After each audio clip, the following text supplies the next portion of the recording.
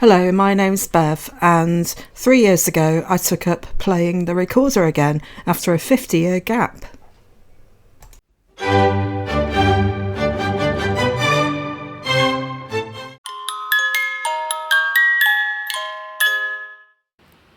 Hello everybody, following on from my last video, I've decided that I probably will most likely play the Andante from Bach's Flute Sonata in E minor, which has been transposed for the treble recorder into G minor because we can only go so low on a treble recorder. A flute goes down to C, the treble recorder only goes down to F, and so often music has to be transposed so it suits the treble recorder. I was a bit concerned that I wouldn't be able to find a piano or harpsichord accompaniment sheet music for it, because what I've got in front of me is something that I cobbled together from downloads from MuseScore, where you can download public domain pieces which have been transposed or adapted by other people, and it's also mixed up with listening to various renditions of this piece. I've been on YouTube and I've listened to various renditions and I've tweaked it here and there, and that's what I've got in front of me, the printout on from my computer. So I don't actually have the sheet music for this. Well, I will do in a few days because I've actually found it online via the online music retailer Music Room, and it's a back order, which means they have to source it usually from somewhere in the EU, and it is the complete Flute Sonata in E minor transposed into G minor for the Alto recorder with accompaniment. So that's really good. So I look forward to getting that, and also to comparing how that version compares with the Andante that I've cobbled together here. Be quite interesting, that. And also to have a go at the other movements in the sonata. So I think it's going to be just over a week before I get the sheet music in the post. So I'll catch up with you then on the comparison between the two. Meanwhile, I'm going to have a go at playing it with the harpsichord accompaniment, which I downloaded from Cat on the Keys, which I mentioned in my last video. I have a problem with that, as you will see, that halfway through I kind of lose my place because I'm not sure, well, as I explain later on, I slow down, it doesn't in the middle, or it might be that I don't slow down and it does, I don't know. I maybe need to go back to that particular bit and see which it does, but I kind of lose it halfway through, as you will see. Yeah, what I've done with this accompaniment that I downloaded from Cat on the Keys, the harpsichord accompaniment, is because it was recorded in E minor for a flute, for the flute version, I've had to transpose that down to G minor. And there's a really good little resource online which I use, and I'll put a link below in the description, where you can transpose a piece of music into a different key. You can repitch it down or up. And you can also slow it down, speed it up. It's quite useful, really. I use it quite a bit, but when you transpose it through quite a number of different keys, as I have done with this piece, it doesn't often sound a bit sort of strange because, I mean, it's lost in translation. It's not perfect. This is a free resource, by the way, for those who are worried that they don't have enough money to spend on online resources to help them play the treble recorder. That's another thing with Sibelius, which is the music software that I use to write out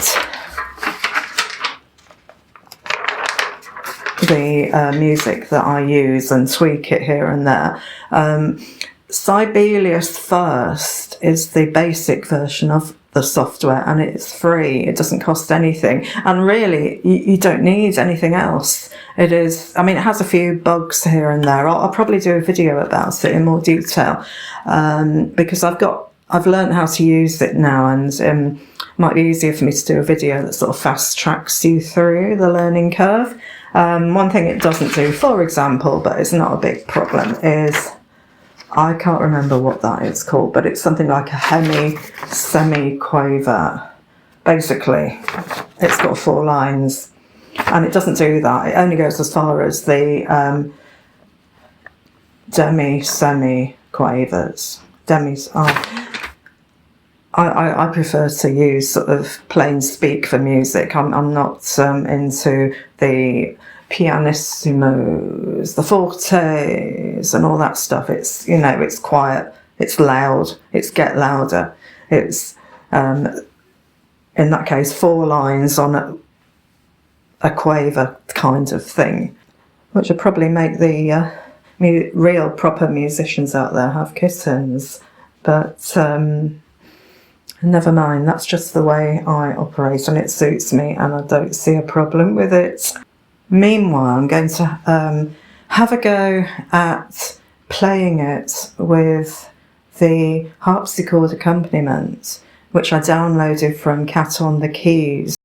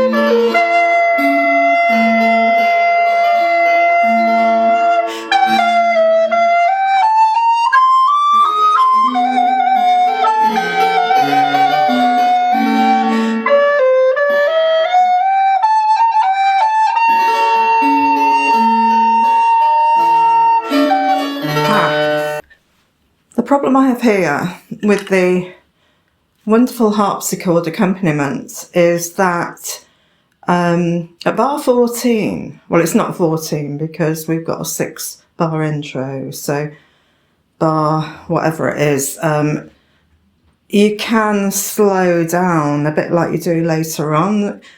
So it goes like this. I'll play from the previous bar.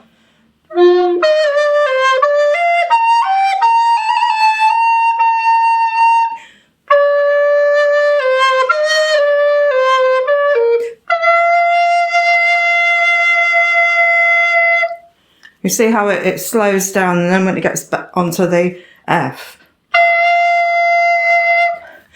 it goes back to normal. And I don't think the recording does that, and so I lose it a bit there. And it is, as my recorder teacher said, that the problem with these backing tracks is they don't adapt to you and your playing. It's kind of as I understand it from when I did the last concert, the summer concert at the music school, because playing with an accompaniment, it's a kind of two-way thing. You're both listening to each other, and I know the pianist, although as I said before, I'm not a great fan of the piano, but this particular pianist, she is brilliant. She is able to sort of listen to what you're doing and adapt. She's an absolute genius, and I know that she would adapt there. And later on too, near the end of the piece where it goes,